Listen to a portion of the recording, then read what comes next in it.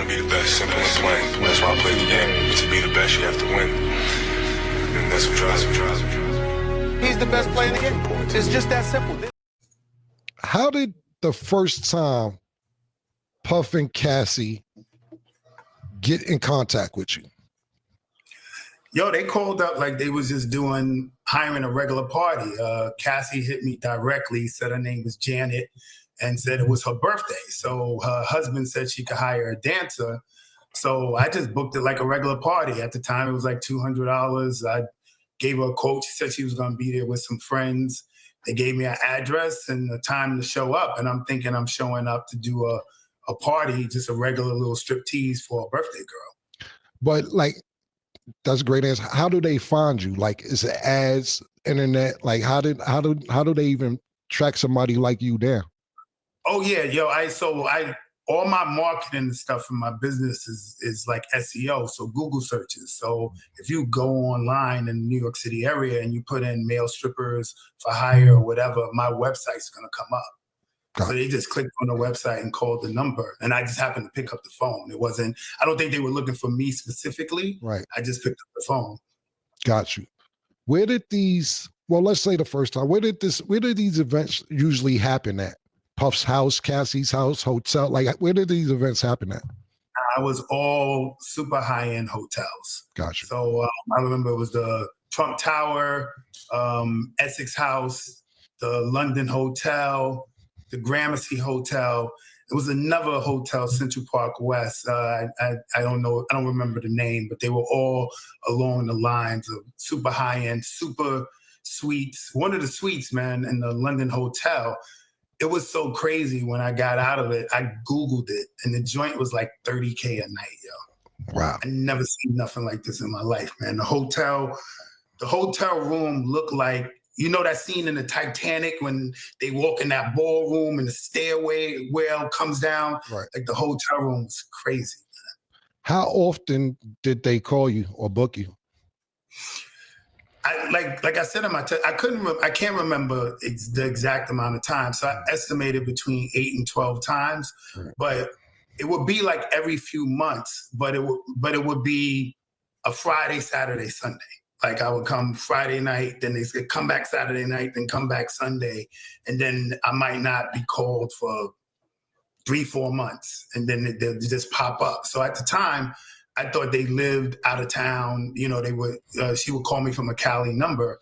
So I assumed they were out of state. And she basically said, yo, can I hit you when we're in town? Right. But it would be multiple nights in a row, but months in between. Right. And if some of these questions that I asked you may seem repeated because you've been asked these same questions, I just want, we have a different audience from with the interviews you've done, and some people may not know the trial or what's happening. So some of these questions, I don't want to seem like it's redundant if you answer them 100 times this week. So I was reading that in the beginning, you didn't even know what was going on, that it was even Puff was participating. Could you explain your first time going to one of these events? Yeah, so I really believed they were a married couple. Like when I got there, I didn't recognize Cassie. Right. Like I saw her face, she looked familiar, but honestly, when I saw her, I thought she was Megan Good. Right. Like if I was gonna pin, I was like, yo, I think this is Megan Good. But then when I looked on the Google, Megan Good was much thicker. So I couldn't really figure it out. So, and then when she said her husband, when Puff walks out, to finally, do his voyeur thing and see what's going on. So hold on real quick. It didn't start with Puff in the room. Nah, it never started with him in the room. Okay. It would only be me and her. And she said at some point, her husband's going to walk in and I'm not supposed to acknowledge him, look at him, act like he's not even in the room. Right. So we'll be like on a couch, let's say on one end of the room, and then like on the far end of the room, it'll be like a table with a chair. And eventually he'll come in the room and like sit in the area, of course, the room, like watching, and we're supposed to act like he's not there. How often, pardon me, not how often, how long did it take until you realized that it was Diddy? Bro, like, I want to say like over a year. Get the fuck out of here. A whole year? Why? So let me. How long? Okay, let's. I want to stick to that for a second. But how long did you know till it was Cassie? So the minute I found out it was Diddy, that's when I knew it was Cassie. So it took a year for you to find out for Cassie as well? Yeah, yo, Okay. I didn't recognize it. Like when I jumped out of it, I did try to do the Google searches. Like I wanted to try to figure out who it was, Right. but I'm Googling a married couple. Right. So every result I'm getting is not leading me to the right places because they're not married. Got you. You know, so then, and I never found out with a visual cue. It was a hotel, the ex's house, and I would get there, let's say 2 a.m, and sometimes nothing would pop off for hours. So in this case, they threw me in like an extra room in the suite. Mm-hmm. And just to kill time, I happened to cut on the TV, but and the TV had a welcome message. So the TV said, yo, ex's house would like to welcome Mr. Sean Combs. And I'm like, yo, this is crazy. Like, I had no idea, man. So that's how you found out that it was Cassie and Diddy by just cutting on the TV and seeing the introduction on the television. Wow. Cutting on the TV. Wow. I've seen also in the transcripts that you would say that it was just a sex scene in the beginning. Nothing, no intercourse. How long until you had actual intercourse? What was happening in the first few sessions when it wasn't any intercourse? Nah, it was only the first session where it wasn't intercourse. Okay, so 10 times, one time it was only not intercourse the first time.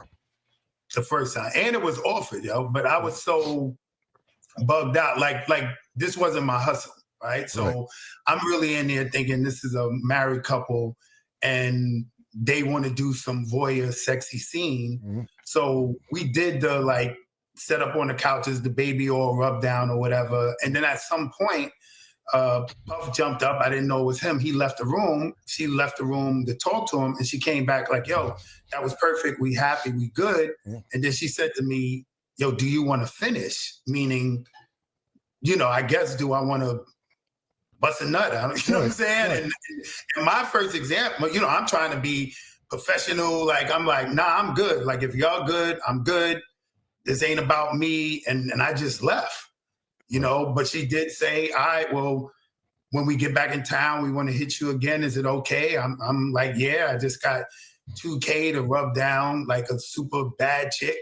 So I'm not, of course I'm down if you want to hit me back, but it was offered to me the first time and I actually turned it down, yo.